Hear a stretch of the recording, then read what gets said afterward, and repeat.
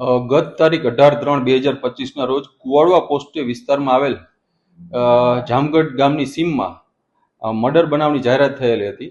આમાં મરણ જનાર મુકેશભાઈ વેલાભાઈ વાવડિયાને કોઈ અજાણ્યા શખ્સે ગંભીર પ્રકારની ઈજાઓ પહોંચાડી એનું મૃત્યુ નિપજાવેલ હતું અને આ ગુનાની ફરિયાદ તેમના સગા મોટાભાઈ વિનુભાઈ વાવડિયાએ આપેલ હતી. ત્યારબાદ બનાવની ગંભીરતાને જોઈને ક્રાઇમ બ્રાન્ચ પીઆઈની નીચે ક્રાઇમ બ્રાન્ચની અલગ અલગ ટીમો બનાવીને આ ગુનો ડિટેક્ટ કરવા માટે પ્રયત્નશીલ હતા.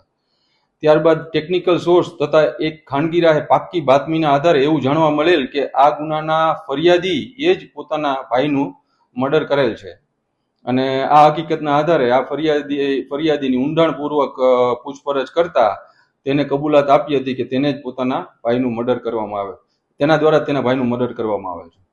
આ હત્યાનું કારણ એ છે કે આરોપી અને મરણ જનાર વચ્ચે ઘણા સમયથી પારિવારિક તેમજ મિલકત અર્થે ઝઘડા થતા હતા અને તેના લીધે તેના ભાઈની મર્ડર કરેલું હતું.